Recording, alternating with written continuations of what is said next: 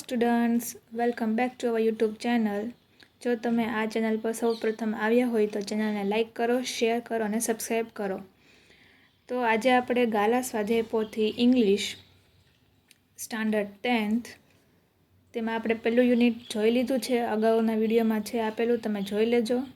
આજે unit 2 start કરીએ. Unit 2નું નામ છે ધ હ્યુમન રોબોટ. તેમાં મેઇન ક્વેશ્ચન છે question number 1. Read the extracts and answer the questions. Paragraph ઉપરથી આન્સર તમારે લખવાના છે. જો આમાં આ રીતે આપેલા છે, તમે લખી નાખજો તમારી સ્વાધ્યાય પોથીમાં. સેકન્ડ પેરેગ્રાફ,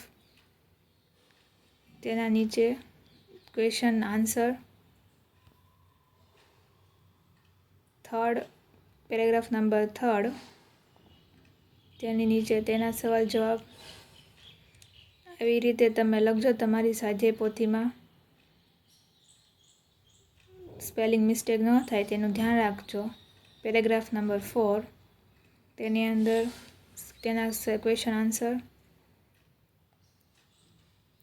નાવ પેરેગ્રાફ નંબર 5, તેમાં ફર્સ્ટ, સેકન્ડ, થર્ડ 3 છે question answer.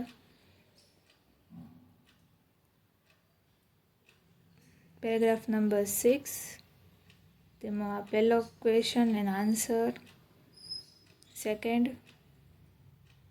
And then third. Paragraph number 7, આવી જ રીતે તમે લખજો જેમાં સ્વાધ્યાય પોથીમાં લખેલું છે. સ્પેલિંગ મિસ્ટેક ન થાય, ધ્યાનથી લખવાનું. પેરેગ્રાફ નંબર 7માં 3 છે question answer. Now paragraph number 8,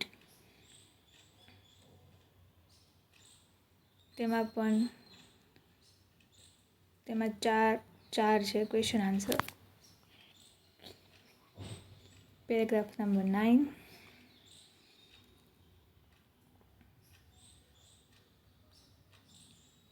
તેમાં 4 છે question answer total. Paragraph number 10,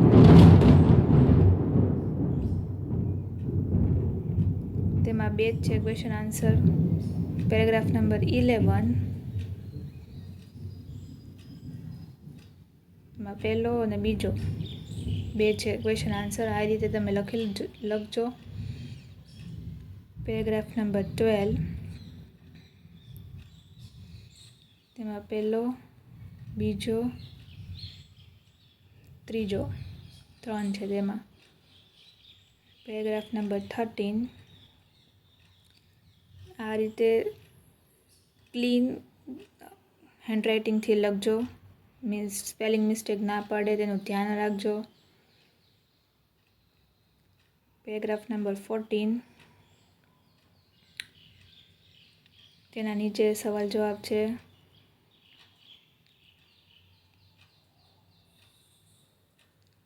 Another paragraph number 15,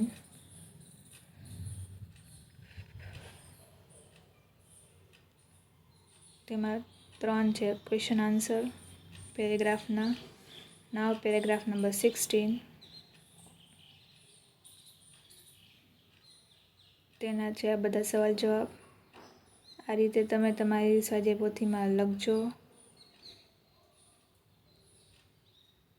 નાવ મેઇન ક્વેશ્ચન નંબર 2 આવશે. પહેલો પતી ગયો પેરેગ્રાફ હતા એમાં, તેના question answer. Now paragraph number 2, question 2. Write whether the sentences are true or false. True false લખવાના છે. કયું સાચું ખોટું આ પ્રમાણે તમે લખી નાખજો તમારી સ્વાધ્યાય પોથીમાં.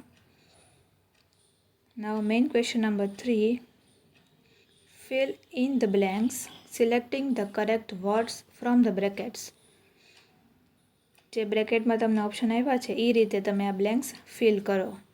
તો જો આમાં આપેલી જ છે,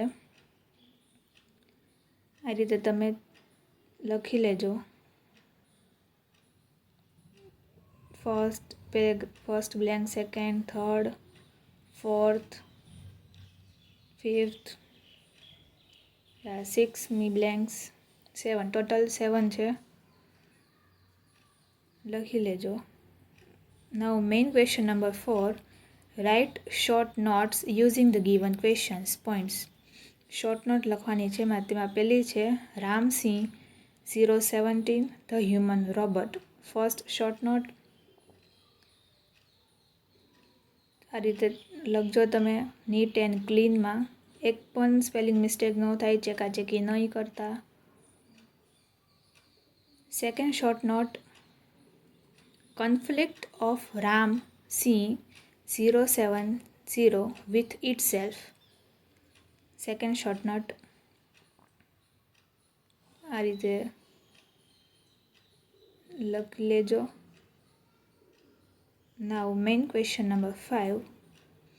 Complete the sentences selecting the correct options based on the functions given in the brackets.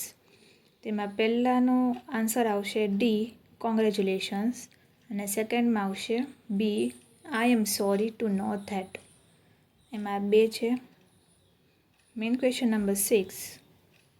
Complete the dialogue selecting the correct responses based on the function given in the brackets. આ પણ પહેલાંની જેવી જ છે. પહેલાંમાં આવશે B answer good evening madam, can I help you. સેકન્ડમાં આવશે D I meet him in the morning. આ second answer. Now main question number 7. Match the sentences with the correct option. સાચો ઓપ્શન સિલેક્ટ કરીને match the following જેવું જ છે. તેમાં જો આ રીતે છે આન્સર લખી લેજો. Now last unit 2 નો last main topic number 8. Study the data and answer the questions. એટલે કે આ ડેટાને સમજો પછી તેનું નીચે ક્વેશ્ચન આપ્યા છે એ રીતે તમે આન્સર આપો. તો નિરાતે સ્ટડી કરવાનો ડેટાને શું કહેવા માગે છે, પછી આ નીચે ક્વેશ્ચન આપ્યા એના આન્સર લખી લેજો. આમાં આપેલા જ છે. તો આ હતું આપણું unit number 2 English standard 10th. આ પૂરું થાય છે. આ રીતે તમે તમારી સ્વાધ્યાય પોથીમાં લખી લેજો. Thank you very much.